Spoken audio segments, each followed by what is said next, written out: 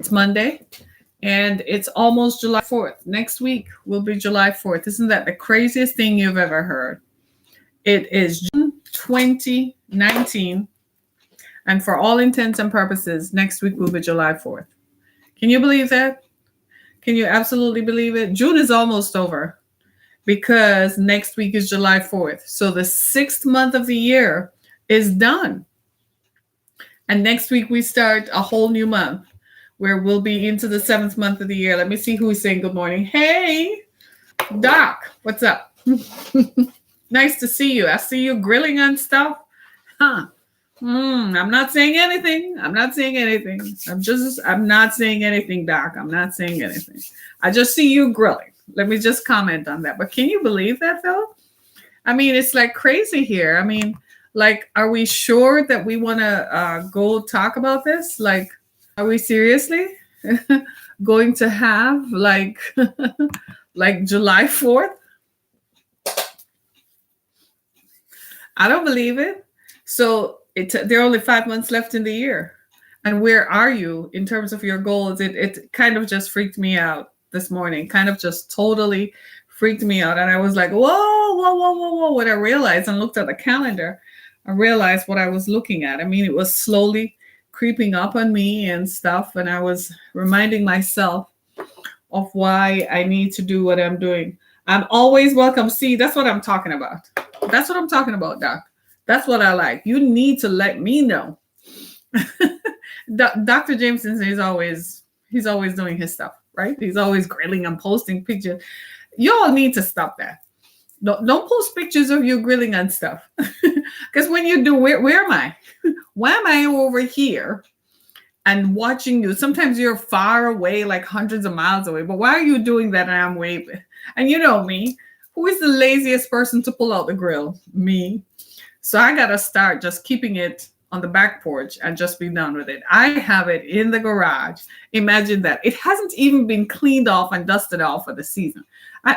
Truth be told, I haven't used it in 2 years. But hey, nobody's counting, right? So where does my grilling take place? I go to the restaurant and order it. But part of the reason is because I don't enjoy eating meat anymore, right? And because, hello, Dr. Linda Lee Tarver, sweetheart. Ooh, that picture in the blue thing, that necklace, though, it's mine. I'm coming to get it. I love thee. I love you more, right? And because I don't eat meat and I don't enjoy it anymore, what's the point of grilling? So if I'm going to make like grilled fish, I just wrap it in aluminum foil and put it in the oven. Grilled fish. I don't do hamburgers anymore. I used to grill hamburgers and steak. You know, I like my 1-inch thick ribeye, right? I used to. So I'd do that, right? I enjoy that. I'd make my barbecue chicken. So I'd half cook the chicken before because I'm not like putting the raw meat on the thing. I don't believe in that, right?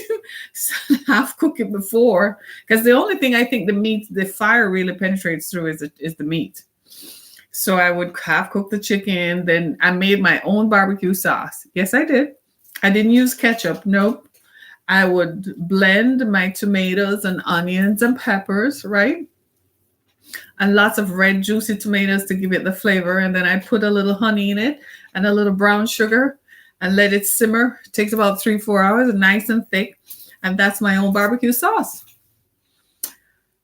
Those were the days when Harriet was truly cooking. Right? I can't get the necklace. Oh God, I'm coming. Right? Thank you. I'm keeping it to that one too. Okay. And I kid you not, the other day, my youngest daughter said to me, she said, you're too free, Mom. You need to get back to cooking. I kid you not. She said it. She called me out. She said, Mommy, you're too free. You need to start cooking. So she said, here's what I want. And she gave me a list for 5 days or 6 days of the week. She says the only off day, choose an off day. I had even gotten to the point where I stopped making Sunday dinner because I was like, I'd make Sunday dinner and then it would just end up in the trash 3 or 4 days later. Nobody was eating it. So then they rebelled. So I went back to making my Sunday dinner, make the roast chicken stuffed with all kinds of goodies and pretty it up and stuff, put it on the table with all the goodies around.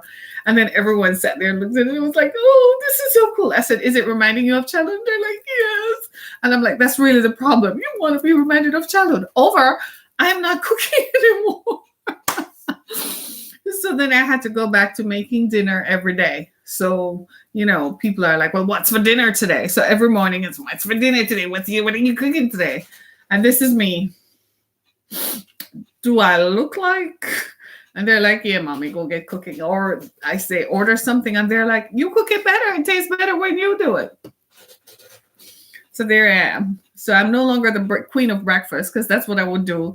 I'd make up for dinner by making breakfast in the mornings. So now they're like done. They're like, you're too free. Go back to cooking. And I'm like, oh, well, there was my brief respite from wearing. And then when I cook, I wear the apron thingy because I'm always dressed, right? So I have to put an apron over my clothes and I'm cooking.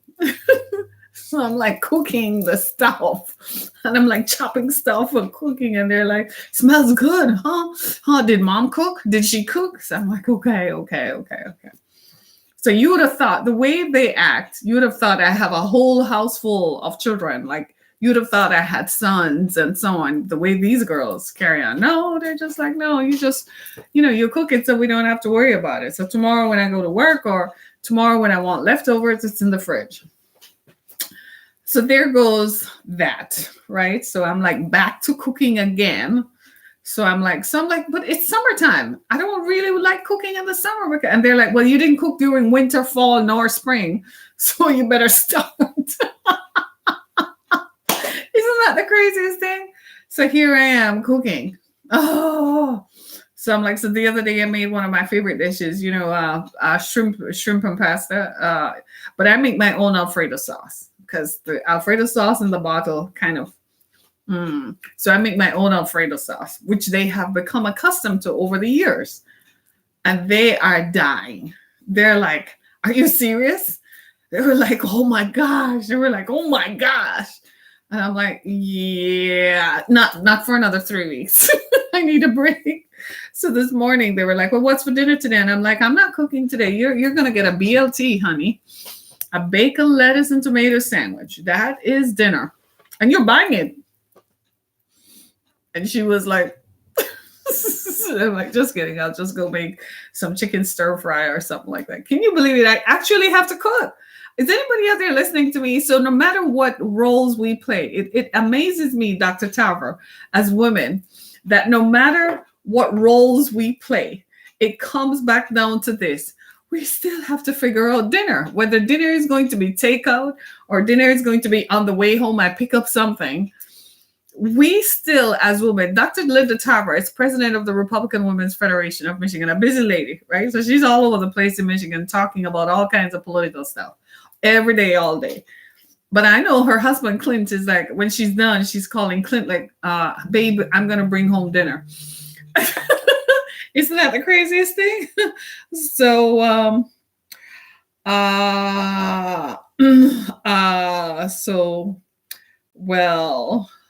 well, there's that. So anyway, so we're going to talk a little bit today about, are you living life to the fullest? And we're talking about it within the context of and I'm texting while talking. Am I a millennial or what? I mean, a millennial is always connected to their phones, or children today, period. In fact, we've raised a generation of people who have perhaps gotten to the point where they don't know what a laptop is like. The Generation Y, the people after Generation X, we're Generation X. Generation X, then there was the Generation Y, we're Xers, Y, the people who are millennials.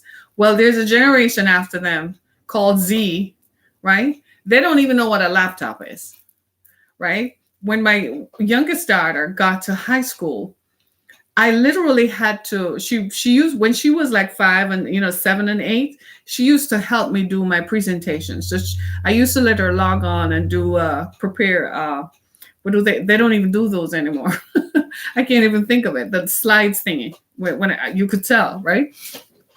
And so we had this wonderful thing where she would just prepare it. All she had to do was create it and drop stuff into it. And then as they grew older, they became more dependent on these things, tablets and telephones. So they didn't know how to use laptops. So when she grew older, when she got into high school, she had to do something called business. She freaked out. She had to come home and say, "Oh my God, mommy, I don't know how to do." And I said, "Oh, you've forgotten, haven't you? Because you're so busy using your thumbs, you've forgotten to use all these fingers to type on a keyboard." So we got her a laptop. And she was like, "That's okay. Just get me a tablet." And she went back to a tablet. She doesn't even use a keyboard on a tablet. Now, I like a keyboard attached to my tablet because I actually use my tablet for stuff because it's a quicker computer, right? But you planned the menu. There you go. How lucky you are. You don't have to cook. So what happens is, so now she uses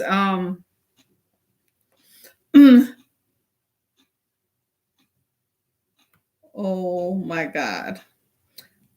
So you won't believe how she worked it out, but we eventually got it to work out. But today I wanted to talk about, are you living life to the fullest? Are you really living life to the fullest? And my friends, I can meet with the president of the United States, but I have to get dinner, do laundry, clean house, manage our businesses, finish classwork, pray, study, and make sure I look like a trophy wife 24/7. Girl, this is why I lift my hat to you. Did you hear what she said? Dr. Tarver said, and she does. She meets with the president of the United States at the White House, travels from Michigan to DC to meet with the president of the United States, meet with all the folks on Capitol Hill, confab with everyone, collaborate, create networks across the spectrum, right across the spectrum to impact culture. Yes, she does. She's phenomenal. I love her. Linda Lee Tower. Go look her up on Facebook. You got to see this lady. She's doing it all. But then when she comes home, she still has to figure out the laundry, still has to do homework. She's still pursuing another doctoral degree. Kudos to you, right? And still doing it all and still maintaining her dignity and doing it with elegance and class. We live in a generation when elegance doesn't get talked about anymore. I'm going to bring a person on later on who's going to talk about etiquette. And it amazes me and appalls me at the same time that elegance is something that is derided today. Everything is just out there. Everything is just show me, show me, show me, take your clothes off and show me, show me.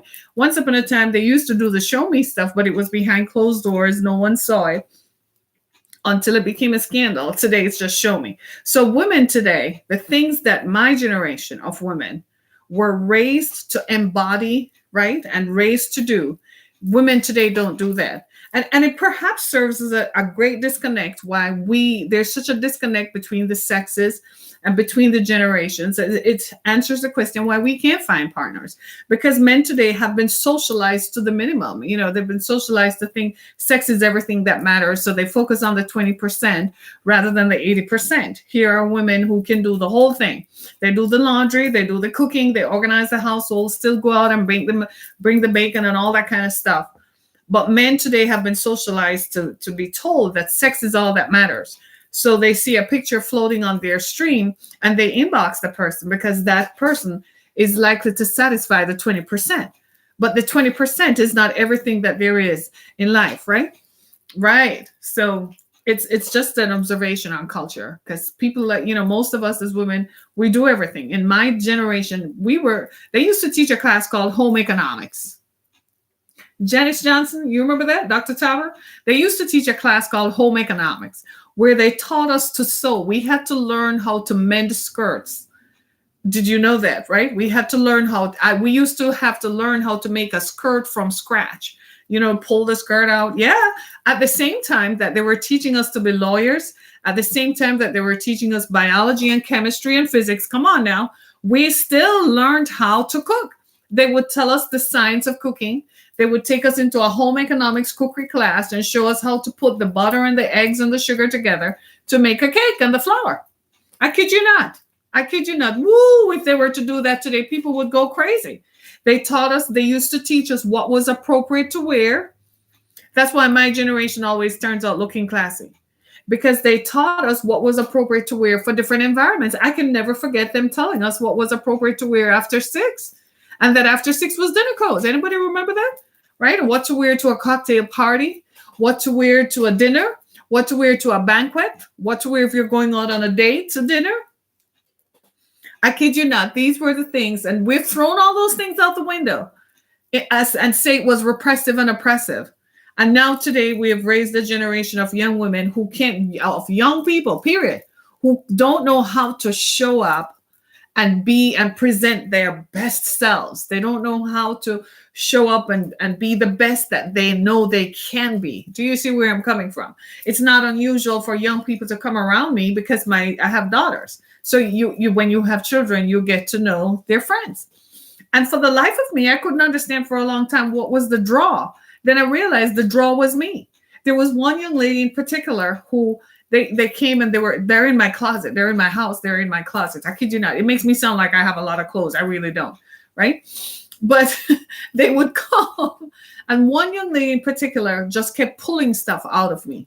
And then I realized that she's learning. I was teaching her how to dress for the roles that she will play later on, that somehow it was lacking in her current environment and she was getting it from me.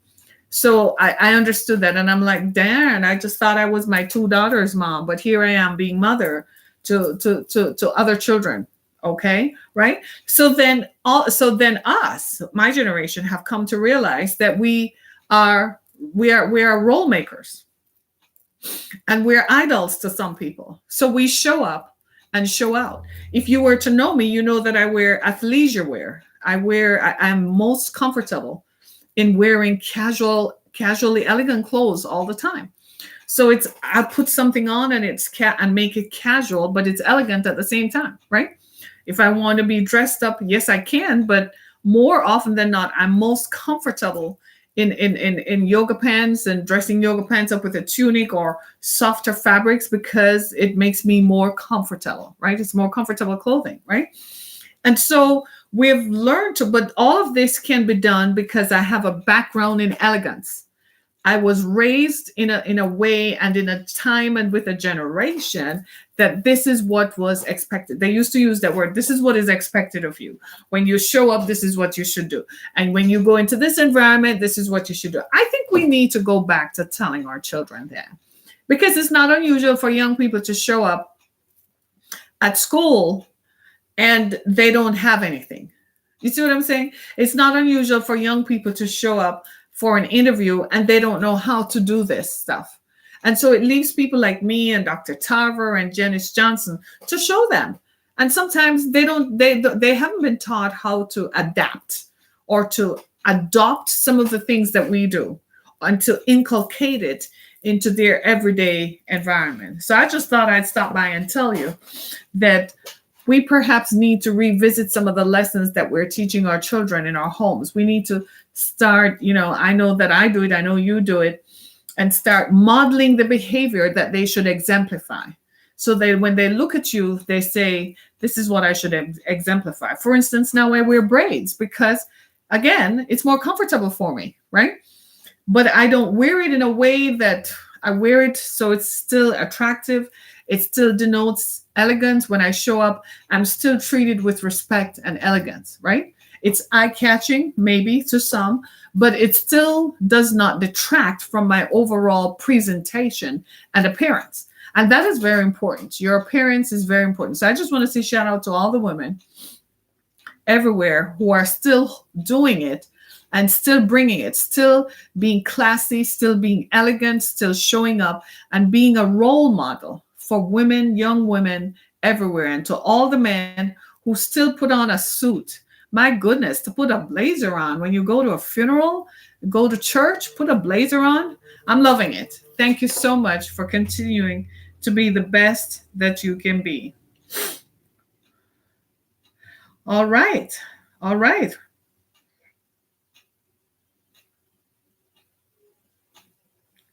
All righty. So today I want to talk about living your life to the fullest. And I want to talk about it within the context of, mm, I want to talk about it within the context of who of what do you do? Are you living your life to the fullest? Are you? Are you doing the best that you can be? And I want to know,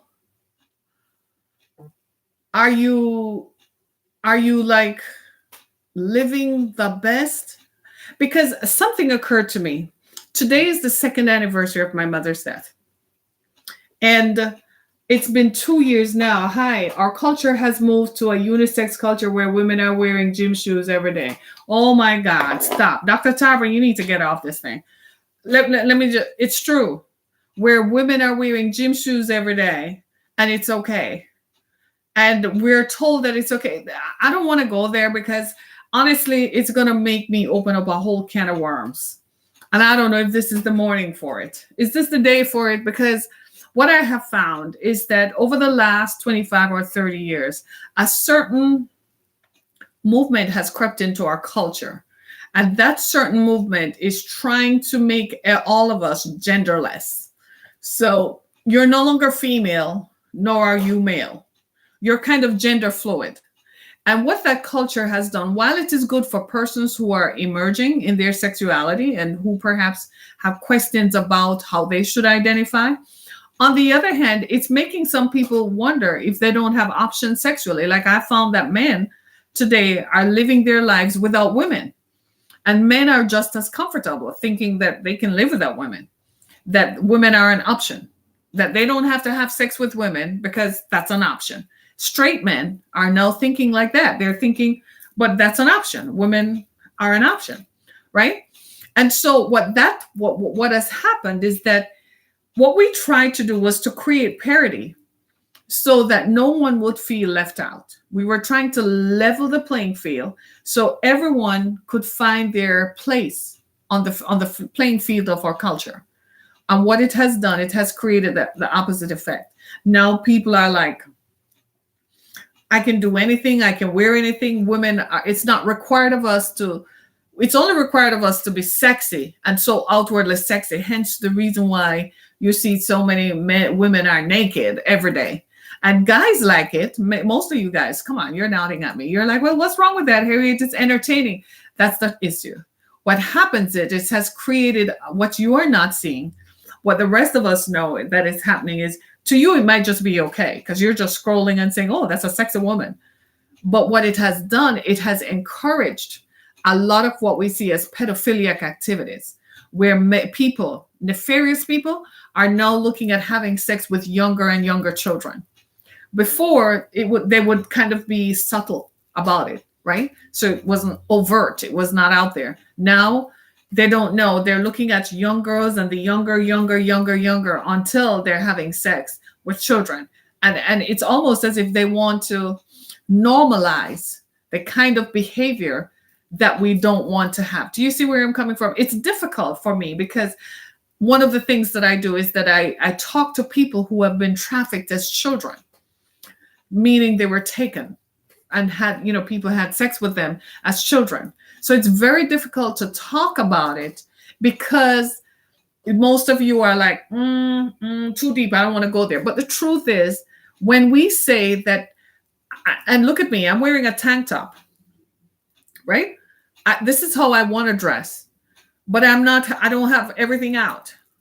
I think it's okay, right? I think it's okay. Put your clothes on and still look good. You can still be complimentary. You can still look great, tummy flat, the usual etiquette that they have told us how to be. But we don't emphasize that anymore. We want to normalize and make everybody genderless so that human beings are honestly, I wouldn't be surprised if they haven't done surgery or done studies to see if men can have babies. The thing is, men, most of you guys are dying with laughter because men were not anatomically made to have babies. Your body has to have all the cells that come with it, all the hormones. It's not just implanting a uterus and taking out some of your body parts to put in a uterus. No, it's not just that.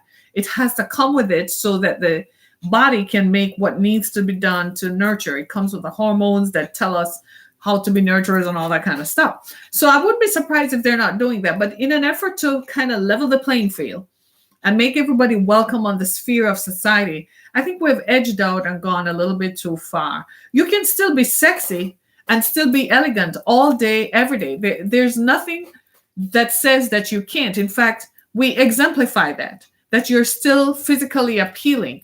Sexiness is not having everything out there. Sexiness is how the person feels about herself or himself. And how you communicate that is your sexiness. So you can be sexy all day wearing my mother used to tell me that sexiness, you could be sexy wearing a skirt to your ankles. It was your self-confidence that did it. I was a kid when she said that, and I've never forgotten it. You know, as somebody who is a former beauty queen, I have stood in front of crowds of people in my swimsuit. Do you, now that I think about that, that's one of the most humbling things I've probably ever done without realizing it, right? Standing before thousands of people in a swimsuit, right? And they're cheering you on just because you look in a swimsuit, right? And then you have to go take a microphone and talk about yourself. Try on that for size. And still, when you put your clothes on, you were still respected. Still respected that that's just another, way that you perform, right? So I think we've, in the age of social media, which was designed to, again, level the playing field to bring most of us out.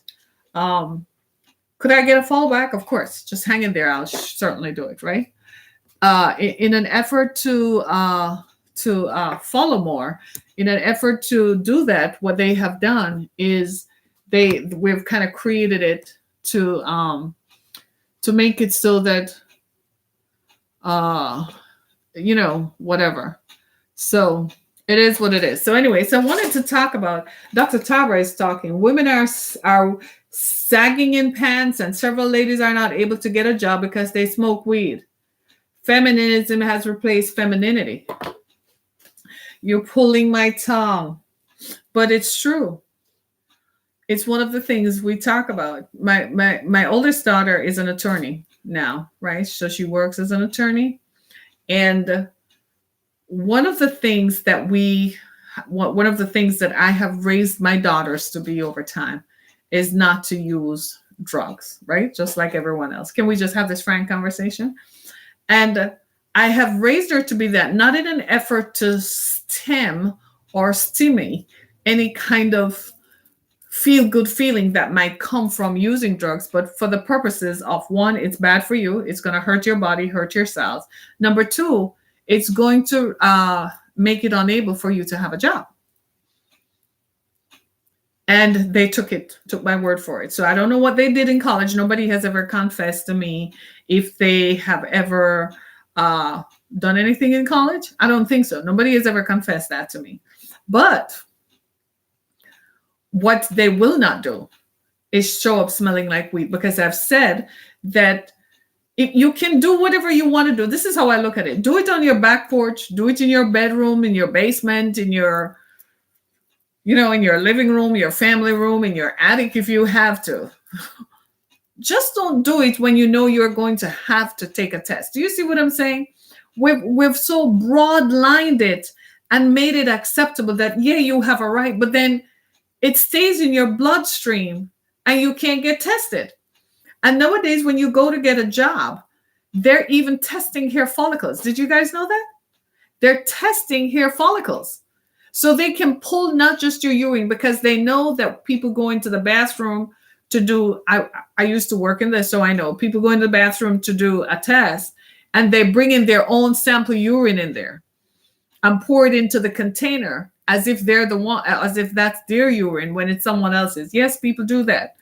So they have cameras installed in the places where you go to do drug tests now to see what people are doing. And then they're doing hair follicle tests. In some industries, they do. Like if you go to General Motors and so on, they do a comprehensive workup on you to see when was the last time you used drugs. So people are qualified. They even present well, but because they have smoked weed in the last week, last 2 months, they can't get a job. Stop the drinking and the drugs. We've created a whole generation who can't move forward. Look at how many people are incarcerated for weed. Is that fair? Rob people's life. There's a young woman I know who went to jail. She was enrolled in college. She was in college, right? And was on a sabbatical, like a holiday or something, and went downtown Detroit smoking weed and was selling drugs, selling weed drops to make some extra money. And she got caught by the cops, right? Got caught by the cops and ended up ruining her entire life. Do you think her life is ruined? Let me tell you how. She spent 2 years in jail for a crime that she really did not commit. He said she was using hard substance, because if it were just weed, the judge was going to dismiss it. But he said she was using hard substance. The police officer misrepresented her name. They made a mistake with her name, so they couldn't find her. She couldn't get bail. She ended up serving 2 years on a drug conviction. Here's the thing. She can never pass a criminal background check. You know what's the worst part? She cannot finish her education because according to the rules, if you have a drug conviction, you can't get any FAFSA help. She's done for life. She's not the only one. There's a whole colony of homeless people in Detroit who are white, who had to drop out of school. Their parents stopped supporting them because they became drug addicts, right? And now a whole colony of people who are white, a whole colony. I kid you not. This is real. I know of it, right?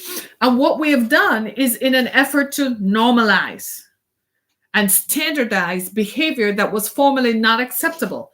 Not acceptable because we tend to think of our parents' generation as being repressive, oppressive. Some of them were, right? Truth be told, some of them were. But what they were doing is they could see a day and time when this would have negative repercussions, and we couldn't see it. So now we have a whole group of people in jail who, when they emerge, they're emerging with drug convictions that will not get expunged. They can't rent anywhere. This young woman I'm telling you about, luckily her family had a home she could go back to, so they gave her a house to live in. She can't rent anywhere. She wants to start a business. There are some areas that she can't go in because she can't pass a background check. Do you see what I'm saying?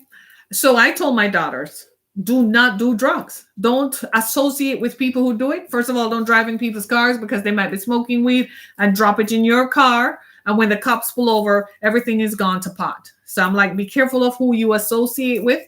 Don't drink because date rape is a thing. And alcohol will show up. Don't get into the habit of, if you watch TV today, all you see is women sipping wine all night. Then they don't know what happened the next day. They woke up and nobody knows what happened because you were sipping wine all night. I am not saying we shouldn't have fun. I am saying we need to kind of come back to center. What exactly are we here for? You know what I'm saying? That's what we need to come back to. It's all part of living your life to the fullest. But are you really living your life to the fullest if you have a drug conviction that now prevents you from moving forward? Are you living your life to the fullest when you show up for a job interview and you're not dressed appropriately? I see young women thinking it's okay to dress. I wear athleisure wear all the time, but I don't wear it everywhere, and I don't wear it inappropriately. Why are women wearing their pants sagging? That's like waving a red flag to a bull. This morning I went to Clinton Township. You all know where Clinton Township is, right? I had to drop my daughter off at a courthouse. She is an attorney at law, right? And she was meeting her senior partner in the firm that she works with. So I had to drop them off. And I said, well, let me wait around and see if you're going to need help or whatever. Still the mommy hovering. I need to leave her to figure it out, right? So I said, okay, let me go find a coffee shop. So I drove around. I don't know the area really well. Drove around and I found a Tim Hortons. All I saw was the name Tim Hortons. Because of their reputation, I just assumed that they would have good service and so on. I did take a notice of the environment. First thing I said is, why is everybody going through the drive-thru? Nobody's parked in there. So I parked because I intended to wait a little. I thought it's a coffee shop. I couldn't find a regular coffee shop. So I thought I'd just sit there, scroll through my phone and read something. But when I got out of the car, there were two vagrants sitting out there. I should have been, it sent off alarm bells, but I was like, I'm going inside. It's not going to bother me. But when I got inside, there was no one else sitting in there. And the people inside behind the counter didn't look funny. They looked okay. But then as soon as I got my coffee, my tea, and I put my purse down, I sat there for like 2 seconds. And then I said, I don't feel comfortable. I said, look at your environment. Look where you are. I said, there's nobody else sitting in here. You don't know what kind of relationship the people behind the counter have with the vagrants out there. They're probably, are used to seeing each other. I said, this is not the place for me to be in. So I got up and walked out. Got back in my car and went and found, just turned around and came back, and I said, I got to go. Right. So what I'm saying is we all, and and here's the thing. I had on heels and a skirt and a tank top. Right. But it was a little cool when I stepped out the car. So I reached for something to put over my shoulders, and walking past the 2 vagrants, that should have been my warning sign. They said, ma'am, you look nice today. Okay, thank you. But then he went a little further. Maybe I shouldn't have said thank you. He said, because I didn't want to have a problem when I was coming out, he said, you look nice in your heels. I like them heels. Creepy. The way he said it wasn't menacing, but to me, that means get in your car and get out of here. What I'm saying is sometimes we miss the cues because our senses are dulled. It is not okay. We think that it's okay. Some people say, well, I see Ellen smoking weed. That's a promotion. I guarantee you she's not showing up when she has an interview smoking weed. I guarantee you she's not going to show up when she's meeting with the producers of her show or when she's meeting with network executives smoking weed. Put things into context. You don't believe me? Look at this young lady named Cardi B. Anybody knows her? Cardi B, the rapper? Okay, did you see what happened to her over the weekend? She was indicted on assault charges. Why? Last year, she was Cardi B.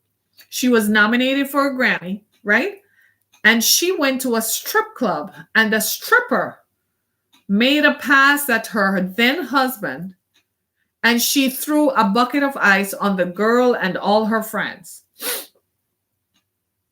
Behavior. Why? Behavior.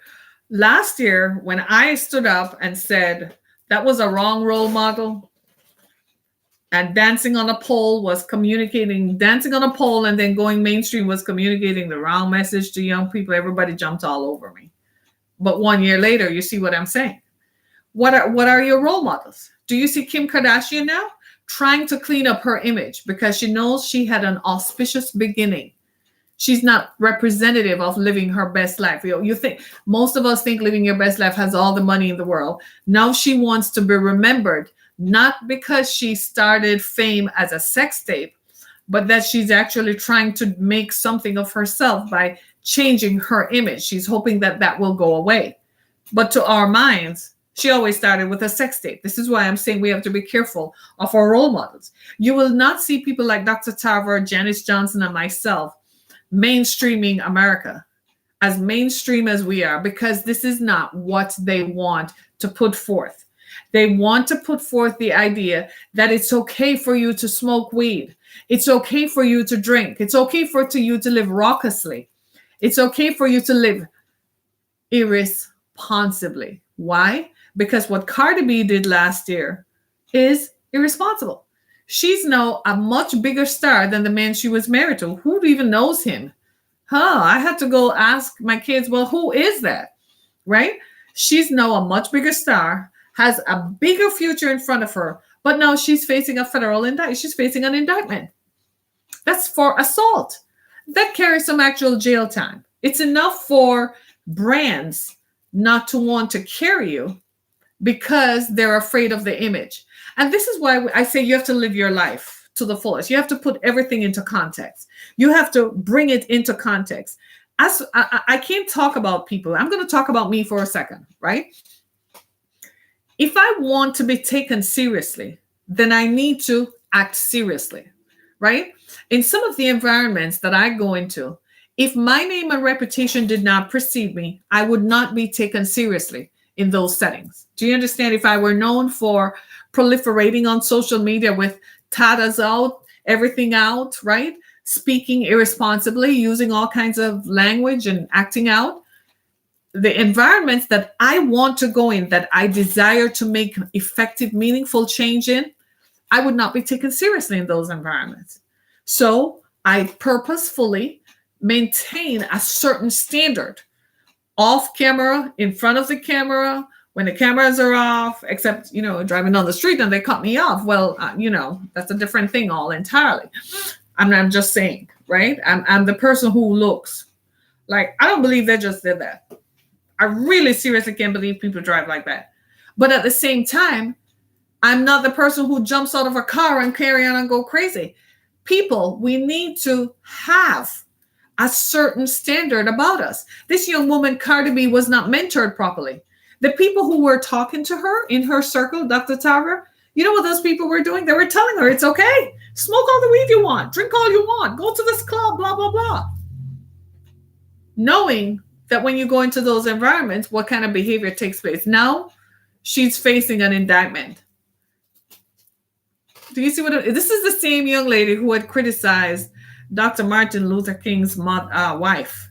I didn't like it at the time. I thought she needed some serious mentoring, and I thought she didn't understand the cultural significance and the cultural impact, right?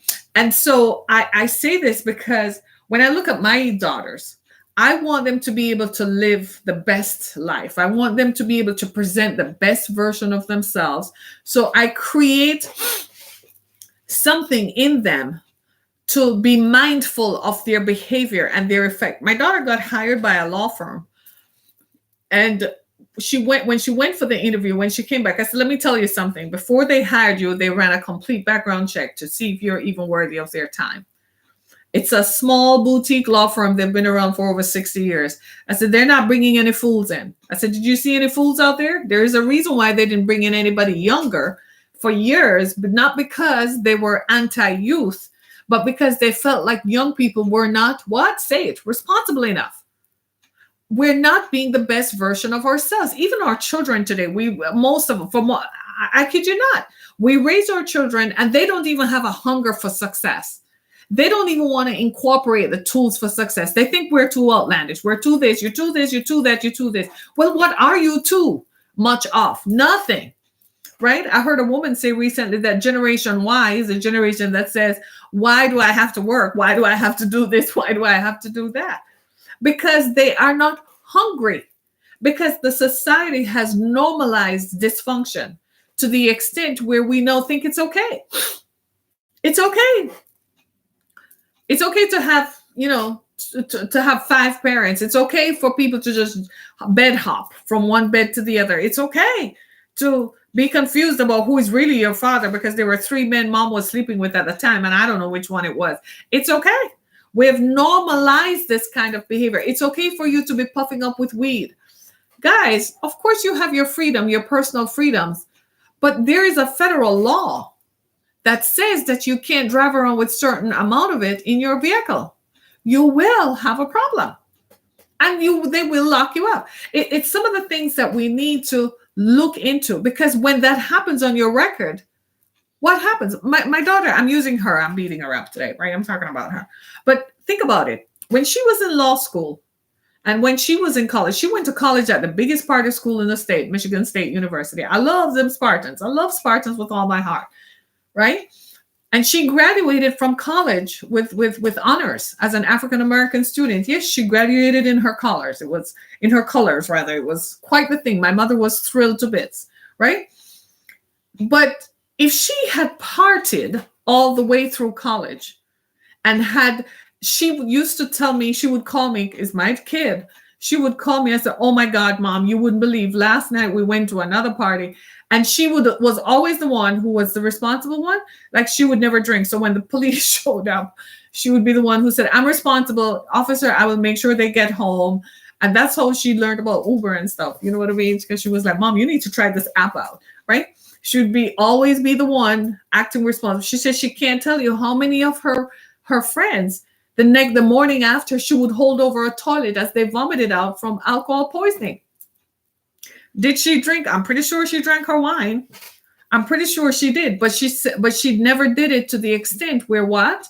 it would prove irresponsible now. So here she is now, having studied, and it's time now for the reward. And here she is presenting herself, and I'm like, not a jack thing. She's going to be sworn in later this week to perform another role in another city, and nothing. She can do it freely. She can do it without fear or favor. There is nothing in her record. Do you see what I'm saying? Living life to the fullest. She, like I told her last night, I said, you're getting ready to live your life to the fullest. We have normalized certain things to the extent, in an effort to not appear to be too motherly or too fatherly. What we have done is we have normalized certain things and accepted things that we know deep down is going to have a repercussion years later. Some of the things I've talked to folks about personally on a one-on-one level, I can't talk about it publicly. People have come to me with confessions and have come to me with stuff that we've had to turn their mind in a different direction, to change the way that they think about stuff. Do you see what I'm saying? And I'm here to say that we're trying to bring our young people back from the brink. Right? I find that it's too easy today. Women today can't cope with nothing, right? But guys and girls, I have issues like the rest of us. None of us are free of issues, right? But I was raised in a generation where coping skills were, you learn to talk about it and you deal with it. That's what they used to tell us, right? Today's children are raised in a generation where pop a pill. So mom doesn't feel so good. Mom is having issues. Either she has postpartum depression, right? So after the babies are born, she has postpartum depression. She goes to the doctor. She pops a pill.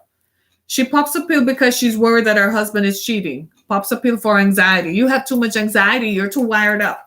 So everybody starts popping a pill. So the kids want to emulate what is good. It's like yesterday. I have allergies. And it's the end of June. I know it should go away, but it hasn't. So I went to the store and I said, I got to get some loratadine. It's the generic form of Claritin. Heck no, am I paying $24 for a pack of Claritin when loratadine does the same thing? I ain't doing it, right? Loratadine is like $5. Claritin is $23. It's the same drug, right? So I was looking for loratadine, but it only came like in a pack of 10. Everybody in the house has allergies, so I wanted it. So my daughter said the reason they are packing it in 10 is because kids are taking it and using it to make a drug. We have way too much access. Nowadays, when you get sick and you take a cough syrup, the cough syrup does not have any alcohol in it because they had to take it out because kids were using it to make drugs. Because it's okay to be high. When you're high, man, you're just so cool, man. And you just exist in this nirvana and in this range. We got to stop it. We have sentenced a whole generation of people to a drug-induced coma. And now they don't have any tools to live. They don't know how to survive. Those folks will not be living their best life. They will not be living life to the fullest because they don't have a clue. And I wanted to there are just two things I want you to take away from this, right? We're going to wrap up in a minute. It's 10:48, right?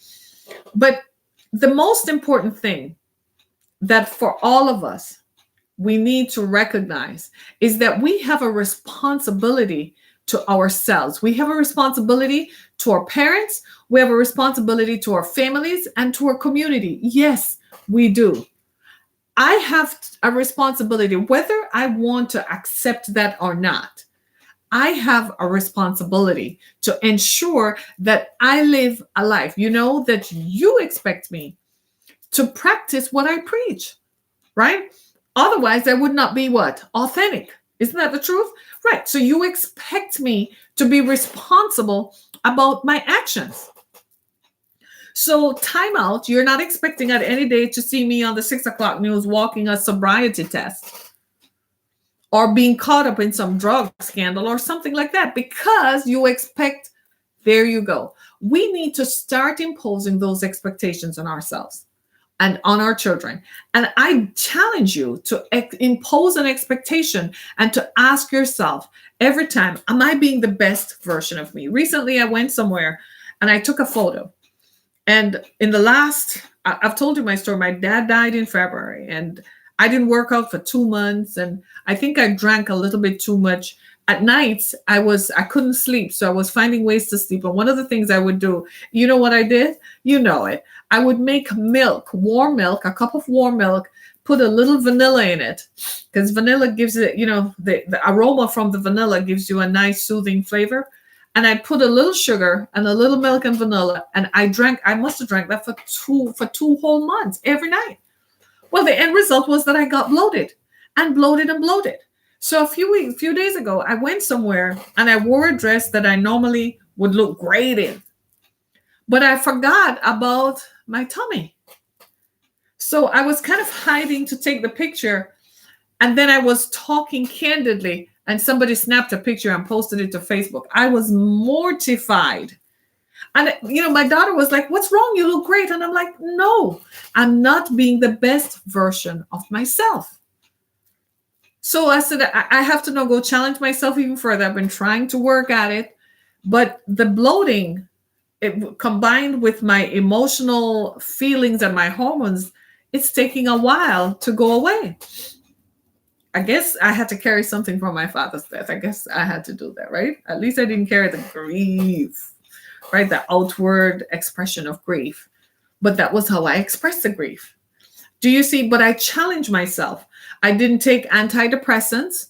I didn't walk into my therapist's office and say, you better give me something to sleep or take sleeping pills. No, I said, we're going to work this out. We need to impose on ourselves the expectation that we have to be the best version of ourselves. Every day we ought to ask ourselves, am I living my best life? Your best life has nothing to do with you sipping a mimosa on a yacht in the south of France. That's not your best life. Your best life is, are you fulfilling your goals and your stated purpose? That's living your best life. I can tell you Dr. Tarver is living her best life because all day she's fulfilling her purpose. She's making a promise and she's executing and living and imparting to young women, showing them, bringing a whole generation, showing young Black and white women how to be a leader in the forefront and at the center stage of a political movement, living her best life every day, right? Dressed as if she's going somewhere, appropriately dressed, put together with elegance and poise and class. My friend Janice Johnson, who now lives in Orlando, same thing. Living your best life, conscious of the image. That's what I'm encouraging you to do, right? I want you to live your best life. Hold yourself accountable to the goals that you set for yourself. It's not okay if you're living subpar. Ask yourself, why did I slip? How did I get down here? What was I thinking? Evaluate. Well, if that happens again, I need to develop a strategy for thinking my way through that. We all have moments. All of us are challenged. You think every day I'm not floating on the mountaintop every day. I would like you to think so, but no. But I want us all to be conscious of our everyday activities. Do you have a planner? Do you make a list of what you need to do every day? Make a list, write it out. I'm a firm believer in writing the vision out and making it plain, and hold yourself accountable to this. That's you. Put it up somewhere. They like to talk about vision boards. Girl, back in the day, my vision board was a scrapbook where I would put out how my home was going to look. I had a vision I was going to marry some guy. Anyway, right? How my home was going to look, what I would be doing. When I was little, my dream was I was going to be an advocate. I thought in the country I grew up in, a lawyer is an advocate. Is also called an advocate. I thought that I was going to advocate on behalf of the rights of women before the United Nations. That was my dream. It's still my dream today. I haven't lived my best life until I have done that. When I have done that, then I have. Have I gone in front of the Senate building here in Lansing, Michigan? Yes. Have I talked on behalf of victims of human trafficking? Yes. We've talked about what we're going to do. We met there. We talked to some folk. Yes. And those were parts of my dream, right? Those were parts of my dream, coming together with all sorts of people across the spectrum, collaborating, creating ideas, making the moves, and making a mark for the generations to follow. Live your best life today. Today. If you have a problem with alcohol, ask yourself, how is this helping me? If you find that at the end of the day, you have to take a drink to calm down, we have a problem. If you find that at the end of the day, you have to take a pill to fall asleep, we have a problem. If you have to take a pill because the whole world is going crazy around you, we need to talk about it. Do you see what I'm saying? Hold yourself accountable because it's robbing you of living your best life. If food is your cure, do you go out and eat because it makes you feel better? Then we need to talk about it. What is it that is driving you to food? What is food replacing that you're not getting? Do we have a problem with shopping? I know Dr. Tavra is looking at me with a side eye. She and I kind of like, every now and then we kind of just like, what's that? I'm one of those people who I go in the store and I look and I hold it up before the mirror and look. And then I start thinking about the multitude of bills I have to pay. And I'm like, it ain't worth it. As much as I like it, can't do. I got bills. Do you see what I'm saying? But am I living my best life? Look around your home. So many people live in nice houses, but live in hovels in their homes. We won't clean out our homes. I don't care where your home is located. I don't care. It's not the geography. It's not the address. What matters is what goes on in there.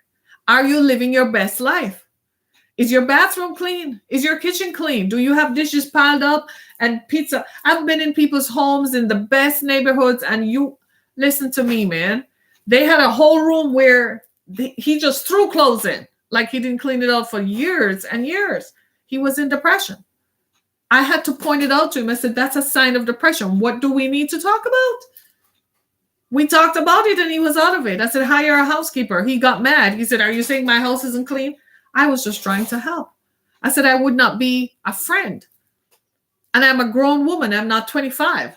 So I'm going to come to your house and see that you need help. I'm going to tell you as a friend, hire a housekeeper. It took him a year to get used to the idea. But when he did, he said, Harriet, that's the best decision I ever made. Hired a housekeeper. She comes in every 2 weeks, cleans the house up. You would never believe. He even sent me pictures. He said, you remember that room you told me about? You wouldn't believe. Do you see what I'm saying? We normalize dysfunction. Hold yourselves accountable. You say you're going back to school. Have you? Oh, so you have applied, but what have you done about the application?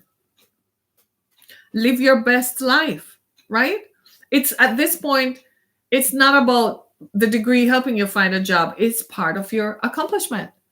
You said you were going to lose weight this year, but you kept putting it off.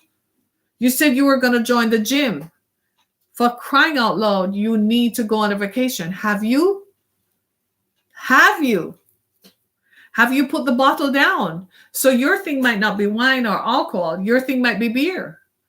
Your thing might be cigarettes. Have we put it down? Are you living your best life? When was the last time, guys, you guys, when was the last time you went to the doctor for a checkup? Men are famous for not going for checkups. Have you gone for a checkup? Silence. Right.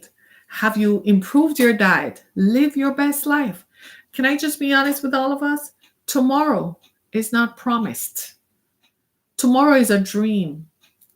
That's why it's called a dream. We dream of it. We plan for it. But tomorrow is a dream. This is it. The past to the future and the now is the connection. What will your life be like in the future if you don't live your best life now, today? This is your now. This is your time. Fix this so you can live. I want you to join me in this. 10 years from now, I want us to be able to look in each other's faces and say, we never had to do the surgery, right? I want us to say, Harriet, I got my blood pressure down. I got my blood sugar down, right? There's some behaviors I won't do. Stop having sex with random people. It's hurting you. You're taking in body fluids. Men, yes, you too, because your penis, when the little thing at the tail of it opens, is like a vacuum. It is absorbing all of that. Have one partner for the love of God. Save us all, would you? People, wash your hands after the bathroom. The little things. Think about yourselves in the mornings when you get up and you stand before the mirror, whether you're shaving or brushing your teeth. Look at yourself and ask yourself, am I loving this person? Am I doing the best for this person? Do it for yourself. Refrain from certain behaviors that are going to hurt you. I know, because I had to live it. And I have issues to the kazoo like you wouldn't believe. But I have to hold myself accountable. It's like this morning when I got dressed, I told my daughters, I said, I'm not looking my best. So I'm holding myself to my own standard of accountability that I must improve. I must do what it takes. I know what it takes to do it. I just need to start doing it extra. I'm doing part of it, but now I need to go ramp it up a little bit to make sure I get it done. Right? And that's all. That's all. Just live your best life.